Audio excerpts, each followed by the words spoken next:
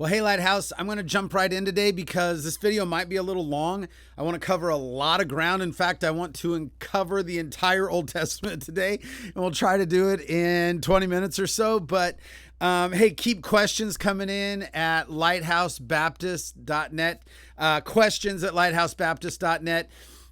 Keep calling each other, keep your head up, and keep tuning into these daily devotions. And if you think these would be helpful to somebody else, feel free to share it with whoever you like. We would love it if you like the video and make a comment. We'd love to hear what you're thinking. Communicate with each other as much as we can. Okay, so I thought it would be fun if over the next couple of weeks, we'll be in this for at least a few more weeks, that we kind of did a tour of the books that are called the minor prophets, or, you know, the 12 prophets, or the 12. And so it was kind of all one work. If Jesus was picking up his Bible, they would have referred to like the book of the 12, or the 12, that part of the Jewish Old Testament, the Jewish Bible.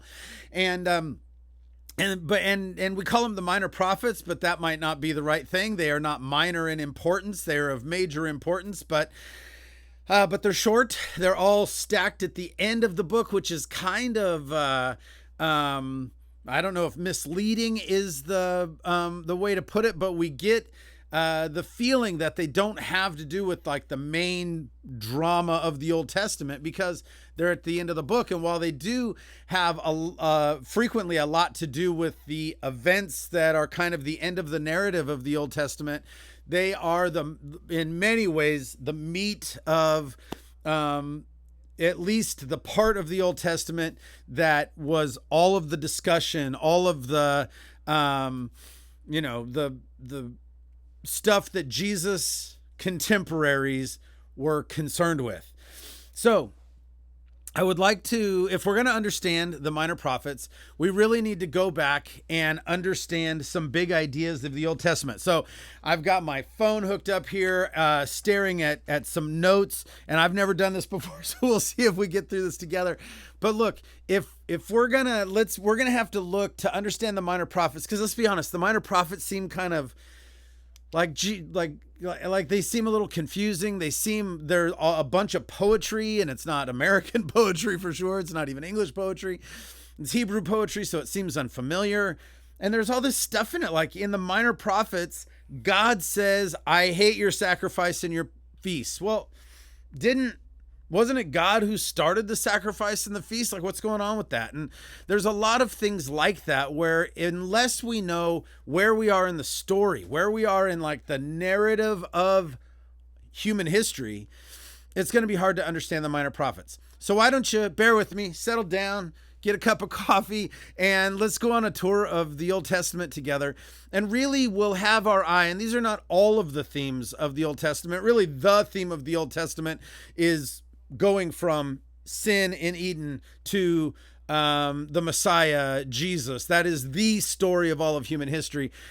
And yet maybe it would be wise for us to remember these big themes that are always at the forefront of the authors of the prophets and all of the Old Testament books. First is the idea of covenant, that God made promises, business deals with people that over and over, and these change in time, like they build on each other is a better way to think of it, over time. And yet the big idea of viewing the Old Testament through the lens of the covenants is that God desires relationship with people.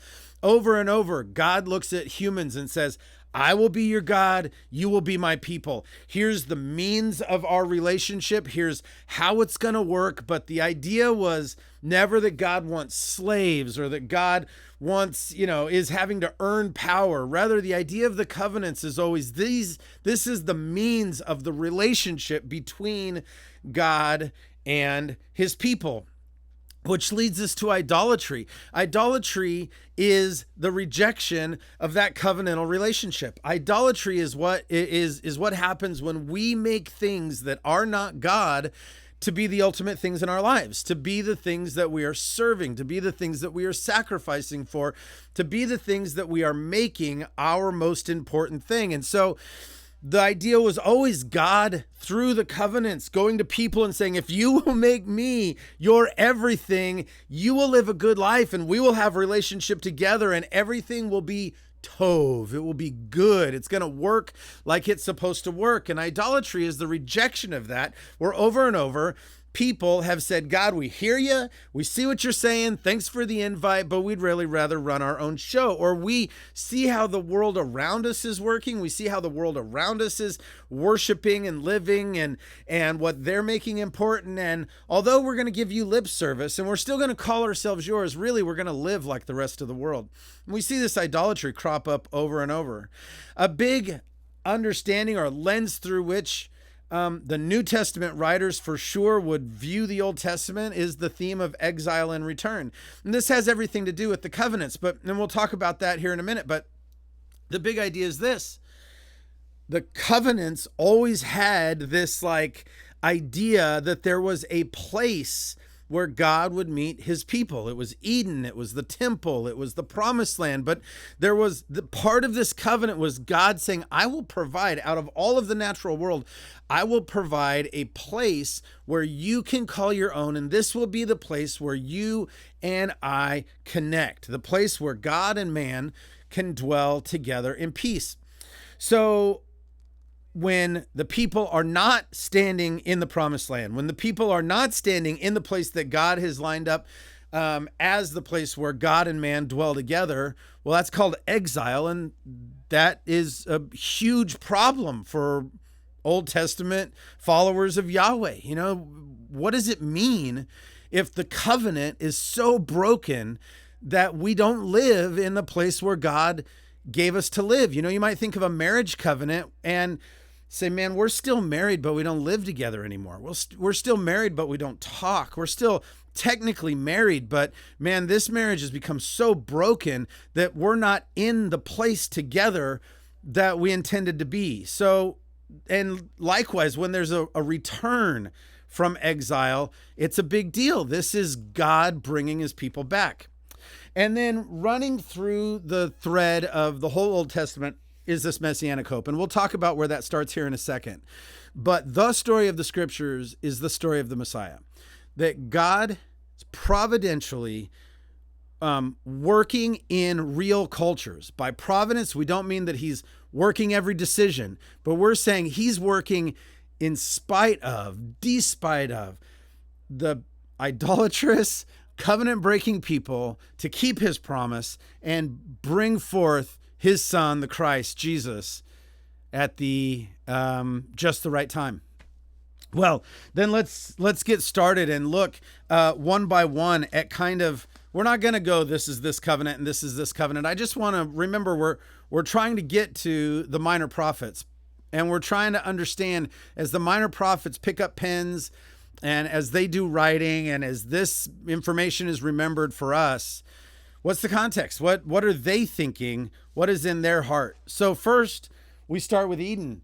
And you know, Eden, the covenant was pretty simple. It was God would provide, God would care, there's intimate relationship, just don't eat from the tree, right? This is the whole covenant is, hey, I'll take care of you. I've provided for you. Eden, we've said this before, but Eden, the big idea behind Eden is this is a place where God and man dwell together. And so this is the covenant, just man and God together doing their thing in relationship. And so, and then we have to kind of add to Eden the fall. That's that first story, right? Is paradise in the fall, is faithfulness and relationship in the fall. And of course, we're doing a super quick flyby, so we don't have time to catch even much of the detail at all. But some of this, you see these themes come up. Exile and return. Well, yeah, because of the fall, the people are no longer allowed to be in Eden, where there is this intimacy with God. So there is exile from paradise. There's exile from Eden. Not only that, but there's going to be work is going to change, and the relationship between men and women is going to change, and the whole world is going to be remade in a tougher and more difficult way. And yet, right in the middle of the curses because of the consequence of sin, God says, but one day there's going to come an offspring of this woman who is going to crush the head of the tempter, who's going to crush Satan's head. That's called the proto-evangelion. I definitely spelled that wrong.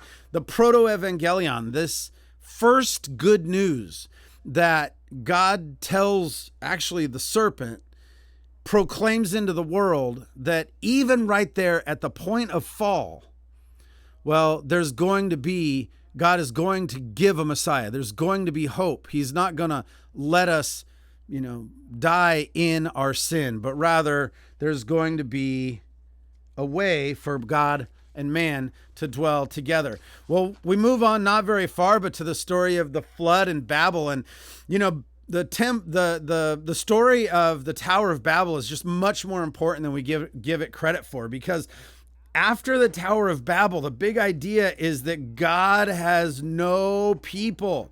The people have, the idolatry is that the people want to be God. They want to be God themselves. We're going to build a temple that is so big that it'll go up to the sky, and we will be the divine ones. And so at the end of this, God scatters the people, and there is no group of people on earth. Like Noah was saved at the flood, so there was one left. And then sometime after that, there's the Tower of Babel, and there's no people for God's possession. And this really is a low point in human history. There's no covenant. There's no deal. God doesn't have a relationship with people. And the writers of Scripture are trying to make us ask the question, like, what about that proto-evangelion? What about that promise that God made in the garden after the fall? Have people so messed this up that God isn't going to keep that promise? Certainly he would be within his right to do so. So at the Tower of Babel, well, God has no people, no one for his own possession. And we have to go, is there a messianic hope? Is there going to be a time when God makes this right? Well, then, of course, we go to the time of the patriarchs. And I kind of want to just lay out this timeline for you so we can put the time of the minor prophets in the right spot. So the time of the patriarchs are obviously, these guys. This is Abraham and Isaac and Jacob and Joseph. And so these guys are where God takes Abraham, pulls him out from among the people, and says, I will be your God and you will be my people. He starts a brand new covenant with Abraham. And the covenant has everything to do with land. It has to do with blessing. And it has to do with inheritance or a people. There's going to be people downstream of you, Abraham. I'm going to make a great nation out of you. All the nations of the world will be blessed. And I'm going to show you a land that is going to be the promised land where you and your descendants and me will live together in this covenantal relationship. So don't be like the other nations. That's idolatry. And I'm going to bring you to your new home. This is like the establishing for the first time of the promised land. And so it's the time of the patriarchs, and you think of all of those stories of Isaac and Jacob, and then Joseph ending up down in Egypt. And then, like, the saddest line in the Bible is there was a Pharaoh that doesn't remember Joseph, and now the people are in Egypt. And this idea of exile for the first time has a name of a nation on it. And the people of God are in Egypt, not of their own desire. They'd rather be back home. It started good, but it devolved at some point, and a cry goes up. And you see why this is such a big deal. It's not just that their life's not good in Egypt. It's just, the idea of deities were very regional. And one of the big ideas in the whole Bible is that God is not a regional God. He's not just the God of this little plot of land in the Middle East that we call Israel. No, he's the God of all of the heavens and earth. And yet this promised land, this plot of land in Palestine, in Israel, well, this was the place where God and his chosen people are supposed to be. And so as we're in Egypt, it's not just that we're not being treated fairly and that, they're making us make bricks. No, it's what do we make of the relationship between the people and God if the people are not in the promised land? What happens to us if we aren't in Canaan?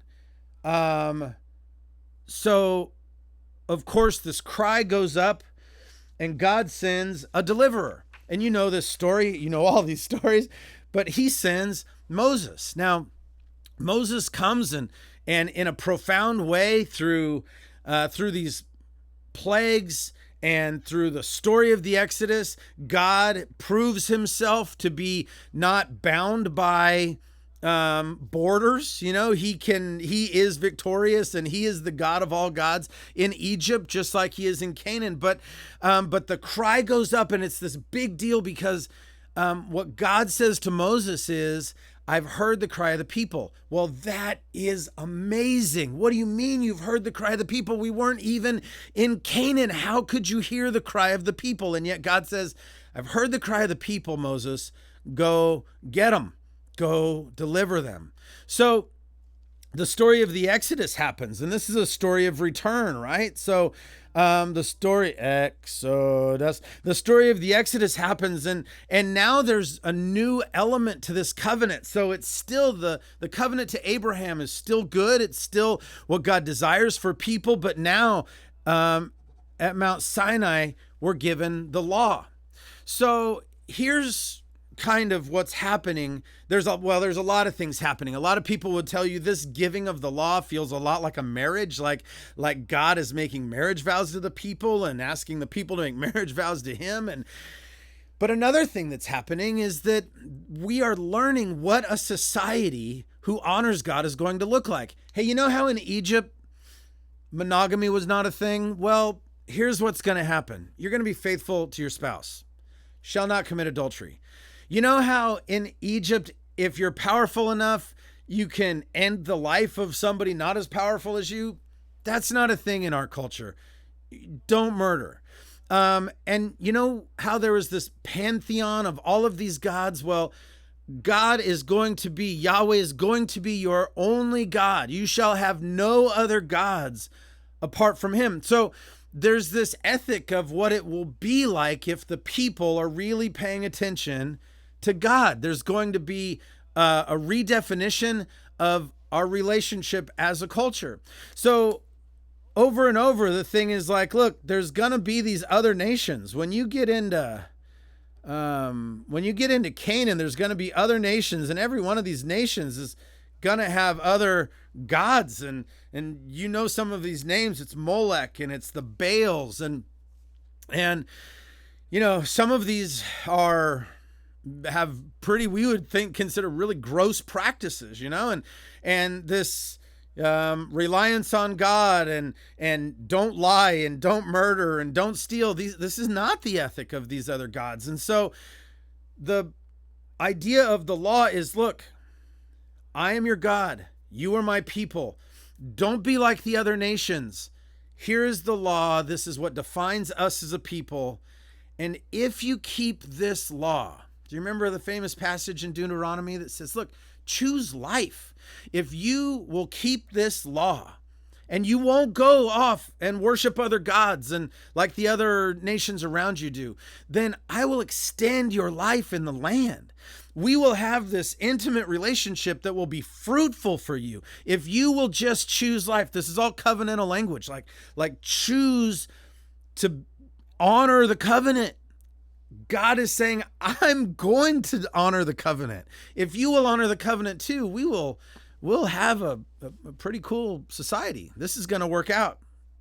So the Exodus happens, and Moses is definitely, Moses and Joshua both. Joshua's name is the same as Jesus's, and Moses is this not only deliverer, but over and over, spelled that wrong. Over and over, what the language is, redemption.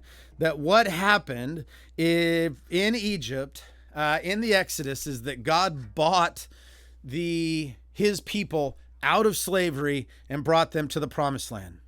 Now, you can see how this is just clearly pointing us to Jesus, who by his blood buys us out of the kingdom of sin and death, and makes it possible for us to leave sin and selfishness and live in the promised land of his kingdom.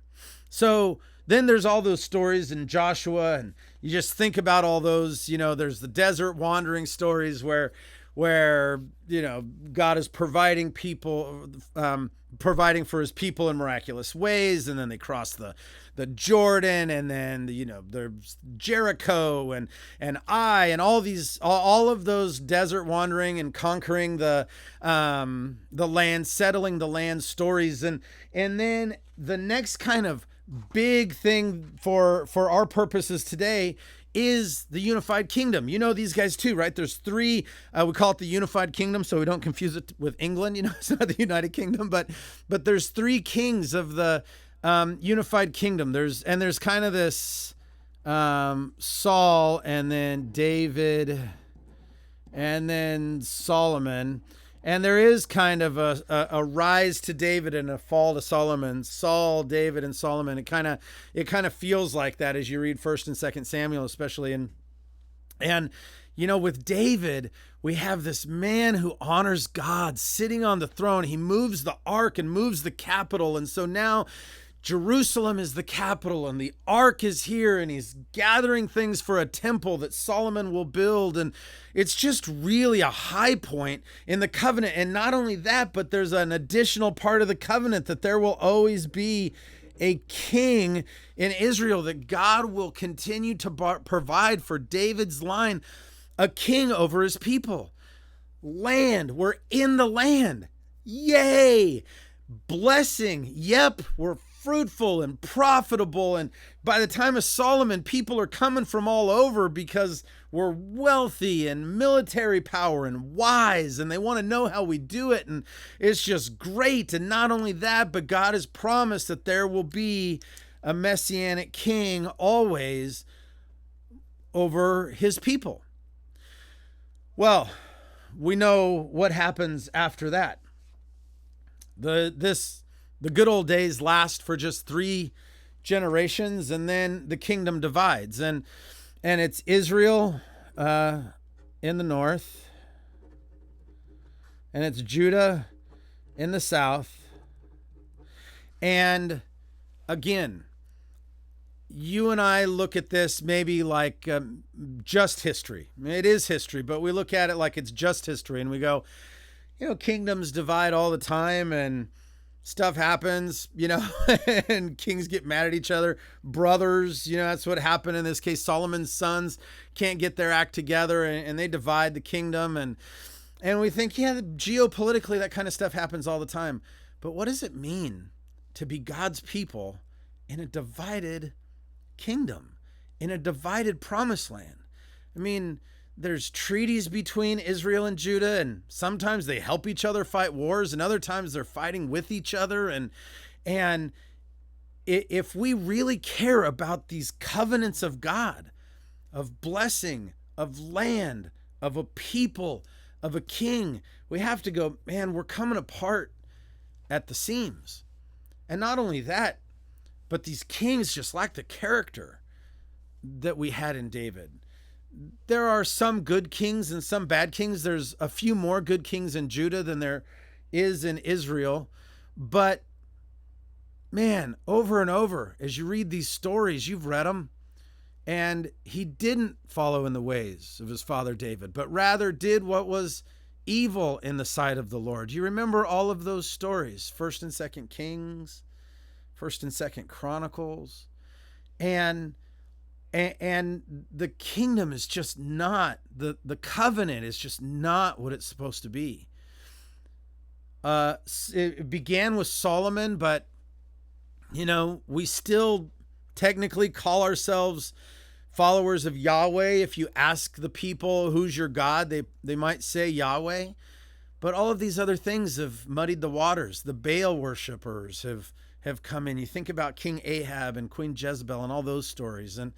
And people are bringing idols into their homes and have house gods and are still sacrificing to Yahweh, and yet also sacrificing and giving to the fertility goddess and the war gods. And we have to remember, this stuff is not just equal deities. This is, we're talking about, in many cases, like child sacrifice, and we're talking about, like, you get this picture in when Elijah and the prophets of Baal kind of square off of this wailing and cutting themselves, and this is brutal, evil stuff that has made its way into the kingdom that God is supposed to be in charge of. So we're on the land, kinda. We're not honoring God. More and more, we look exactly like the other nations.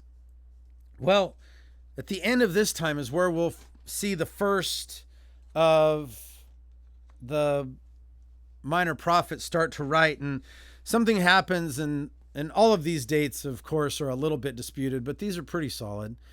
In 721, 722, Assyria comes, and so, you think of the prophet Jonah writing just before this, and Assyria comes in and hauls off Israel. So Israel,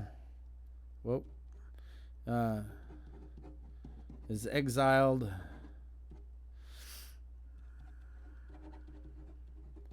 to Assyria, and they never come back. And there's lots of scholars that would say, well, they did come back, because then later Babylon conquered those same peoples, and they intermingled with the people from the southern kingdom, and so there's a return of both. But really, in a profound way, like, these people never come home because of their idolatry. There is exile, and we have to say, well, how is there any messianic hope if we're not in the land, and we don't have a king, and we've been conquered completely by these other gods, these other kings, these other nations? First, we looked just like them, and then they just took over completely. 722, 721, 722 is one of the most important dates to remember, because this is the absolute exile of God's people from the northern kingdom. Well, then you think about what happened a couple of generations later, and this is when Judah, the southern kingdom, is exiled to Babylon. And again, now, and you remember these stories, Nebuchadnezzar, you think about the Daniel writing in this time. And again, we have to ask, look, where's the hope? We have been so idolatrous. We acted just like everybody else, that we have been completely exiled. Are we ever going to return home? And it's at the beginning of this that the pre-exilic prophets write, as they see, as Habakkuk, sees these other nations coming, as many of the prophets see, look at Assyria coming, and look at what we've made of the covenant. We have broken the covenant. It hasn't been God that's broken the covenant with us. We have broken the covenant with God, and I see Assyria rising. And so there's this prophetic voice that says, man, let's turn. Let's return to God now. And then after exile, there's these prophetic voices that are crying out sorrowfully and saying, God, we have so messed up. You think about Daniel, praying, facing Jerusalem. Why was he facing Jerusalem? What's special about that? Well, he prayed regularly, daily, facing Jerusalem because that was the land. That's where the covenant is. And the prophets then are those that dealt with this in the middle of a broken covenant. What's left for God's people? Idolatry all over the place. You know, it's funny that the themes in the minor prophets are pretty familiar. You're going to see the same things as we kind of read these together. You're going to see the same things over and over. And it's always, man, you worship other gods and you don't take care of the poor. We had a system where I would be your God and you would be good to each other. That was the law. That was the covenant. You worship me and no other gods. And along with that, don't steal, don't lie, don't cheat, don't covet. Like, these, be a society that cares for each other. And these are both incredibly broken. We're an unfaithful people. So we see the exile. Is there return? There are some post-exilic prophets too that we'll talk about, that right after some of the people come back from Babylon, but it's just not the same as it was before. The big question in the prophets then is going to be, in light of the way we've broken the covenant, in the light of the way we've been unfaithful, in the light of exile, what do we make of the messianic hope? Is there still hope that God will produce a king? Is there still hope that God can provide a place? Is there still hope that God can provide a people? That God can make us the blessed ones? That there will be blessing? So that's where we are in the timeline. As we talk about these, and this is why the language and the way these prophets sound doesn't sound like stuff that was written to the patriarchs. It doesn't sound like stuff that is written in the middle of the Exodus. These are the writings of the people just before, during, and just after the covenant is so broken that the people are not in the promised land and not in relationship with God. One of the reasons I'm looking forward to talking about the minor prophets is it might be that you and I have been in that same place. We have so broken the covenant. We have so broken our relationship with God. Is there hope for us? What is God like? Does God turn his back on unfaithful people? Or is there still hope? All right, guys, I'm looking forward to the next few weeks and going through the minor prophets together. So we'll get started tomorrow. All right, have a good day.